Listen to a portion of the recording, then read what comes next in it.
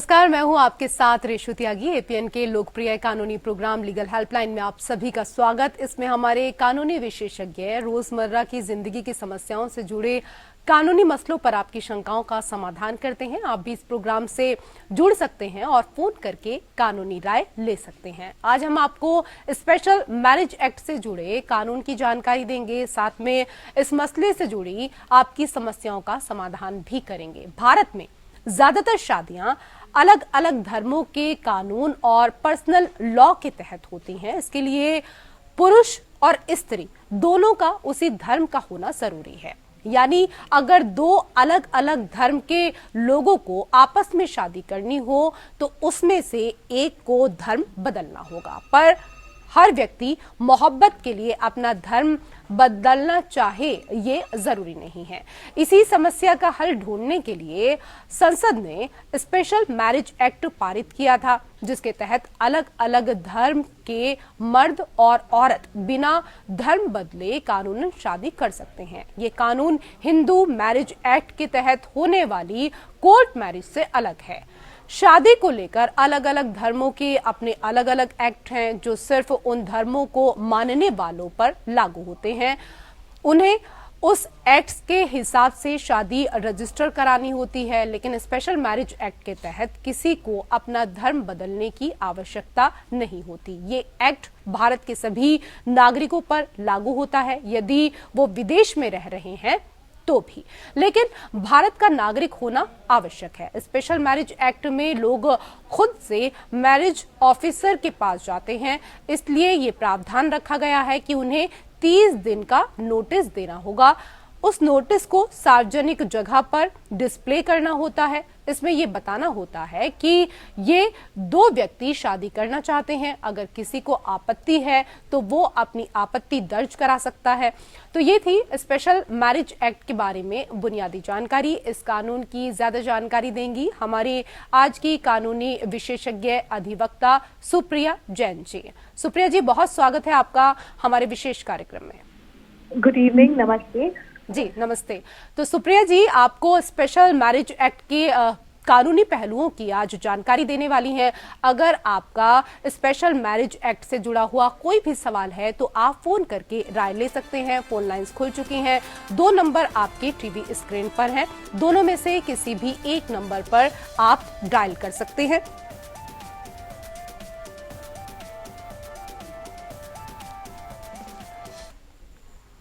Ma'am, सबसे पहले हमारे तमाम दर्शकों को ये बताइए कि स्पेशल मैरिज एक्ट क्यों लाया गया? जी, स्पेशल मैरिज एक्ट 1954 जिसे बोलते हैं विशेष विवाह अधिनियम, ये वाला कानून इसलिए बनाया गया कि कोई भी किसी भी धर्म, जाति, कास्ट, क्रीड, रिलीजन, फेथ का कोई भी आदमी, औरत हो और उनको एक दूसरे से प्यार हो और they are of age which is age, लड़कों की एज 21 साल होनी चाहिए, लड़कियों की 18 साल की उम्र होनी चाहिए। This is the age of consent, कि जब वो एक वैलिड माइंड से एक अपने कंसेंट एज पे आ गए और उन्होंने डिसीजन लिया कि उन्हें एक दूसरे से शादी करनी है और उनके पर्सनल लॉज जो है, कि जैसे हिंदू मैरिज एक्ट है, मुस्लिम मैरिज एक्ट है, उस एक्ट के अकॉर्डिंग वो शादी नहीं करना चाहते क्योंकि उन एक्ट के अनुसार उनके ऊपर कुछ पाबंदियां लगाई जाती है कानूनी। तो स्पेशल मैरिज एक्ट एक ऐसा एक्ट है जिसके अंदर वो लोग अपनी मनोकामना पूरी कर सकते हैं और एक दूसरे से शादी कर सकते हैं। स्पेशल मैरिज एक्ट में सबसे बड़ा फायदा ये है, इसमें खर्चा बिल्कुल कम है।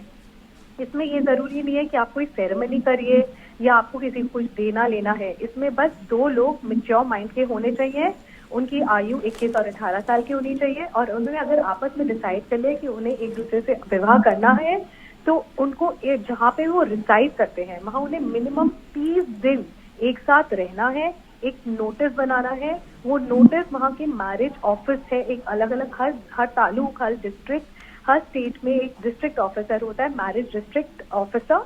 उनके पास जाके एक नोटिस देना है कि हमारी इंटेंशन है, हम एक दूसरे से शादी करना चाहते हैं। अपने आईडी प्रूफ देने होते हैं। उन आईडी प्रूफ में उन दोनों को अपनी एक फोटोग्राफ देनी होती है, अपना रेजिडेंस प्रूफ देना होता है, अपने 3 विटनेसेस के नाम देने होते हैं जो कभी बैकआउट ना करें। उन लोगों को एक नोटिस बना के देना होता है। ये एक section 5 of special marriage act 1954 के अंदर लागू होता है। As per section 5 they have to give a proper notice to the marriage officer जी। To the district officer who is responsible for marrying them.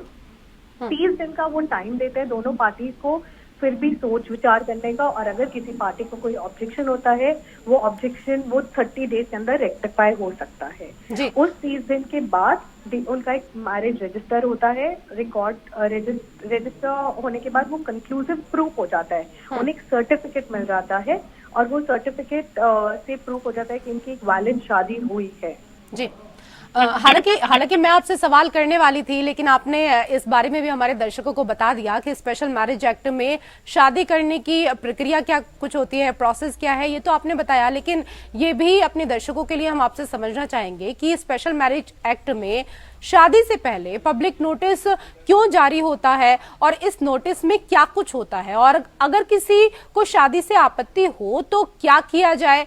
और ये हालांकि आप बता ही चुकी हैं कि कितने दिनों का ये नोटिस होता है मैम। तो सेक्शन 8 जो है स्पेशल मैरिज एक्ट का, उसमें है कि अगर किसी को कोई ऑब्जेक्शन होता है, चाहे लड़के वालों को, लड़की वालों को, चाहे इनके घर में किसी को, तो अगर कोई होता है तो ये जो मैरिज ऑफिसर है उनके पास जा सकते हैं। मैरिज ऑफिसर की सिर्फ ड्यूटी होती है to investigate into the matter. वो इसमें इन्वेस्टिगेट करते हैं कि क्या पाबंदी है। अगर एक लड़का लड़की से प्यार करता है पर उसके घर वालों को प्रॉब्लम है, या लड़की को 30 दिन के अंदर कुछ ऐसा लगा कि नहीं वो इस लड़के से शादी करना चाहती, तो वो पूरे इसके इन्वेस्टिगेशन रिपोर्ट बनाते हैं। फिर सेक्शन 11 के अंदर वो उनसे डिक्लेरेशन लेते हैं कि एक्चुअली आपके अगर पेरेंट्स को प्रॉब्लम है पर लड़का लड़की को प्रॉब्लम नहीं है, तो वो डिक्लेरेशन कहलाती है सेक्शन 11 के अंदर, when they declare that they are mentally fit to take decision for their life, और वो उनसे साइन कराया जाता है 3 विटनेस के सामने। इसीलिए इसमें रजिस्ट्रेशन ज्यादा जरूरी है। रजिस्ट्रेशन वैलिड होनी चाहिए, आपका मेंटल सम्मान जो है, मतलब आपको मेंटली एकदम फिट होना चाहिए, कोई हेल्थ इश्यूज नहीं होने चाहिए at the time of giving your valid consent. तभी ये मैरिज को कंक्लूसिव मैरिज माना जाता है और तभी मैरिज ऑफिसर आपको सर्टिफिकेट देता है आपकी मैरिज का। जी, ये तो शादी से पहले की जो आपत्ति लोगों द्वारा उठाई जाती हैं उसके बारे में आपने यहाँ पर जानकारी दी।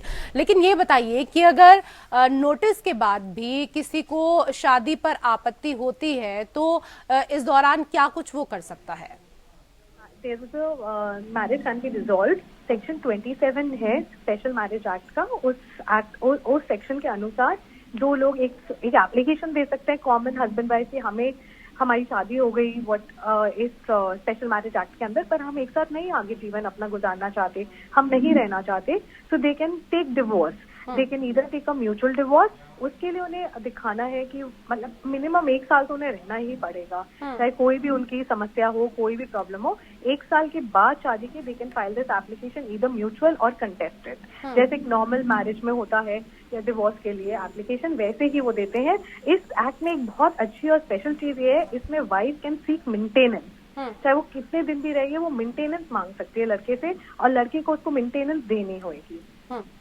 जी, आपसे ये भी समझना चाहेंगे कि परिवार की सदस्यता पर शादी करने वाले व्यक्तियों का क्या प्रभाव पड़ता है? शादी होने के बाद व्यक्तियों पे शादी होने के बाद किसी पे कोई प्रभाव नहीं पड़ना चाहिए। अगर किसी को कोई पाबंदी है तो वो रेक्टिफाई नहीं हो सकती बाद में, as long as the couple जिनकी शादी हो रही है और उन्होंने अग्री किया है।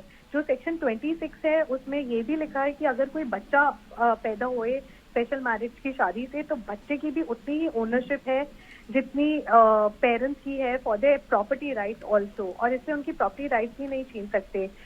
Marriage can not be declared null and void. Parents of self owned और inherited property will be given even to the children under the special marriage act. तो इस स्पेशल मैरिज एक्ट 1954 के बहुत सारे फायदे अगर लोग देखें तो। सुप्रिया जैन जी, अपने दर्शकों के लिए हम ये भी समझना चाहेंगे, क्योंकि इस विषय पर आप तमाम जानकारी इतने विस्तार से दे रही हैं, तो ये भी बताएं कि शादी में संबंध विच्छेद या तलाक पर क्या कुछ प्रावधान इस एक्ट के तहत है और किन हालातों में तलाक मिल सकता है? जी, अगर कोई बीमार हो, हस्बैंड वाइफ में से कोई बीमार हो जिसकी कोई डिसीज ऐसी हो जो कम्युनिकेबल डिसीज हो, जैसे उसको पता हो कि ये किसी को कैंसर हो और उन्हें आगे उनके साथ अपना जीवन नहीं गुजारना और उन्हें शादी के कुछ टाइम बाद पता चल रहा है, तो वो एक ग्राउंड होता है टू सीक डिवोर्स। अगर कोई मेंटली अनफिट हो, इम्पोर्टेंट हो, क्योंकि कुछ चीजें होती है जो उन्हें शादी के बाद ही पता चल सकती हैं, तो जो नॉर्मल ग्राउंड होते हैं वो यही होता है। अगर मेंटली अनफिट हो, अगर वो कमा नहीं रहे हो, दे cannot take responsibility for their spouse, then they can take decisions. There are basically four grounds for this. Monogamy नहीं होनी चाहिए. अगर पता चले कि उनका कोई और लिव इन पार्टनर है, तो that is also ground for divorce. अगर वो mentally unfit है, that is also ground for divorce. अगर शादी के बाद किसी तरह ये पता चले कि 21 साल का नहीं था लड़का, तब भी वो ground for divorce बनता है. So there are a lot of things where they can see what is not working out in the marriage, और उस basis से under section 27 of the Special Marriage Act they can seek divorce. जी ma'am, ये बताएं कि हालांकि आपने कार्यक्रम की शुरुआत में ही दस्तावेजों के बारे में बताया, लेकिन अभी जो दर्शक हमारे साथ जुड़े हैं उनकी जानकारी के लिए भी आप बताइए कि विशेष विवाह अधिनियम के तहत कौन कौन से ऐसे दस्तावेज हैं, कौन कौन से ऐसे पेपर्स हैं जो अनिवार्य हैं।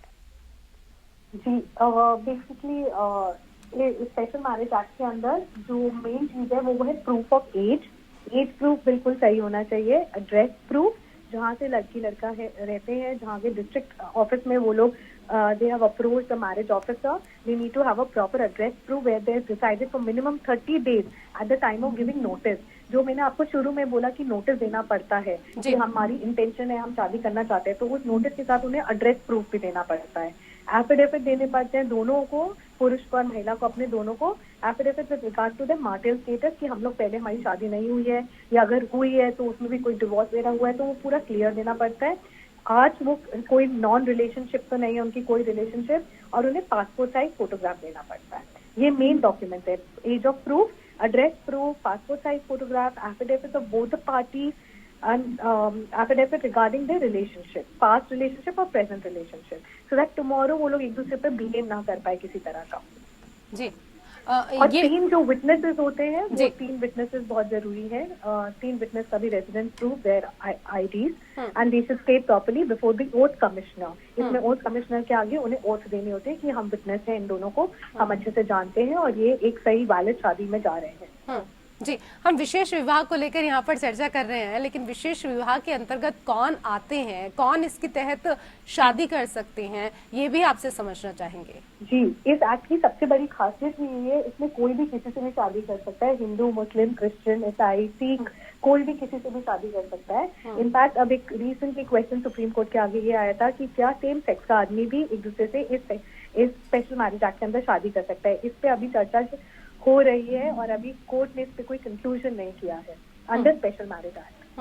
अच्छा, आपसे ये भी समझना चाहेंगे कि इस एक्ट में शादी के बाद क्या पत्नी बिना तलाक के भरण पोषण की मांग कर सकती है? नहीं, तलाक जरूरी है, तलाक के बाद ही वो मेंटेनेंस मांग सकती है। तलाक से पहले मेंटेनेंस नहीं मांग सकती। एलिमनी एंड मेंटेनेंस उसको दोनों मिलेगा, और बट उसको डिवोर्स के बाद ही मिलेगा। जी, हमारे दर्शकों को ये भी बताएं मैम कि स्पेशल मैरिज एक्ट और हिंदू मैरिज एक्ट दोनों में क्या कुछ फर्क है, क्या कुछ भिन्नताएं हैं? जी, तो जो स्पेशल मैरिज एक्ट है it extends to entire India, पूरे इंडिया में ये लागू है। हर कंट्री में ये लागू है, जहाँ पे इंडियंस रहते हैं उन लोगों के लिए भी ये लागू है, चाहे वो मुस्लिम हो, हिंदू हो, पारसी हो, सिख हो, क्रिश्चियन हो। और इस एक्ट में स्पेशल मैरिज एक्ट में कोई डिमांड नहीं होती है टू परफॉर्म एनी रिचुअल्स या सेरेमनी।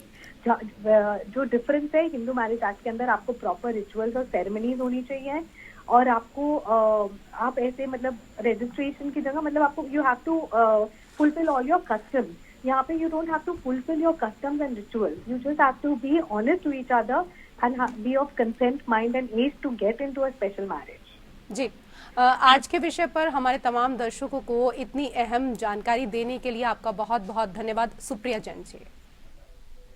और इसी के साथ हमारे खास कार्यक्रम लीगल हेल्पलाइन में मेरे साथ फिलहाल इतना ही। नमस्कार।